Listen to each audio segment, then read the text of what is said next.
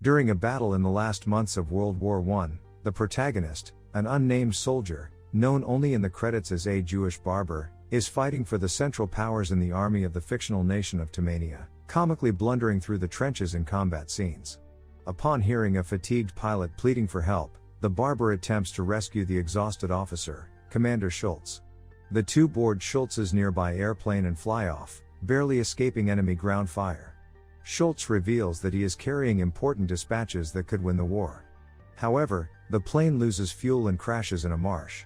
They both survive, but the barber suffers from memory loss. As medics arrive, Commander Schultz gives them the dispatches, but is told that the war has just ended and Tamania lost. Years later, as the barber is released from the hospital, Adenoid Hinkle, also played by Chaplin, the ruthless dictator of Tamania, has undertaken to persecute Jews throughout his country, aided by Secretary of the Interior and Minister of Propaganda Garbage and Minister of War Herring. The symbol of Hinkle's fascist regime is the double cross, and at times, when he's excited or angry, Hinkle speaks in a macaronic parody of the German language. During his first speech, his Tamanian is translated by an overly concise English-speaking news voiceover. The barber, unaware of Hinkle's rise to power, returns to his barbershop in the Jewish ghetto.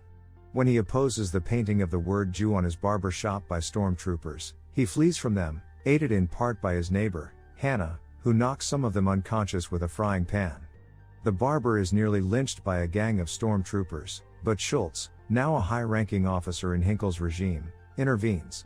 Though surprised to see the man who saved his life at the end of the war is not an Aryan, as he previously imagined, he returns the favor by ordering the stormtroopers to take no action against him or Hannah, even when she throws an object at a stormtrooper's head. Hinkle relaxes his stance on Tamanian Jewry in an attempt to woo a Jewish financier into giving him a loan to support his regime. Egged on by garbage, Hinkle has become obsessed with the idea of being dictator of the world, dancing at one point with a large, inflatable globe, to the tune of the prelude to Act 1 of Richard Wagner's Lohengrin. Hinkle plans to invade the neighboring country of Österreich, Austria, and needs the loan to finance the invasion. When the Jewish financier refuses due to the persecution of the Jews, Hinkle reinstates and intensifies his persecution of the Jews contrary to Garbage's advice. When Schultz, who is empathetic to the Jews, voices his objection to the pogrom, Hinkle denounces Schultz as a supporter of democracy and a traitor, and orders him placed in a concentration camp. The barber evades stormtroopers who have heard of the arrest by hiding on his neighbor Mr. Yeckel's roof with Hannah, however his shop is burnt down. Schultz flees to the ghetto and begins planning to overthrow the Hinkle regime with Hannah, the barber and other residents there. Schultz proposes a suicide mission to blow up the palace. The agent will be chosen by a coin in a pudding. However, Hannah causes this to be abandoned by placing coins in all the puddings. Later, the ghetto is searched for Schultz. He and the barber, hiding on the roof, are captured and condemned to the camp. Hinkle is initially opposed by Benzino Napoleoni, dictator of Bacteria, in his plans to invade Österreich, and even plans to declare war. However, just after he signs a declaration of war, he receives a call from Napoleoni. He invites him and his wife to his palace and a seeing of a military show to impress him with a display of military might and psychological warfare, but this ends in disaster. After some friction, a comedic food fight between the two leaders, and a deal between the two leaders on which Hinkle immediately reneges, his invasion proceeds. Hannah and others from the ghetto had emigrated to Österreich to escape Hinkle, but once again they find themselves living under Hinkle's regime. Schultz and the barber escape from the camp wearing Tamanian uniforms. Border guards mistake the barber for Hinkle, to whom he is nearly identical in appearance. Conversely, Hinkle, on a duck hunting trip, falls overboard and is mistaken for the barber and arrested by his own soldiers. The barber, now forced by circumstance to assume Hinkle's identity, is taken to the capital of Österreich to make a victory speech.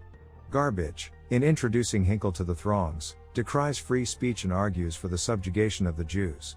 The barber then makes a rousing speech, reversing Hinkle's anti-Semitic policies and declaring that Tamania and Österreich will now be a free nation and a democracy. He calls for humanity in general to break free from dictatorships and use science and progress to make the world better instead. Hannah, now an impoverished laborer in a vineyard in Österreich, hears the barber's speech on the radio, and is amazed when the barber addresses her directly. "Hannah, can you hear me? Wherever you are, look up, Hannah. The clouds are lifting." The sun is breaking through. We are coming out of the darkness into the light. We are coming into a new world, a kindlier world, where men will rise above their hate, their greed and brutality. Look up, Hannah. The soul of man has been given wings, and at last he is beginning to fly. He is flying into the rainbow, into the light of hope, into the future, the glorious future that belongs to you, to me, and to all of us. Look up, Hannah. Look up. As she rises, Mr. Jekyll asks Hannah, Hannah, did you hear that? The girl silences him with a gesture, saying, listen, and turns her face, radiant with joy and hope, toward the sunlight.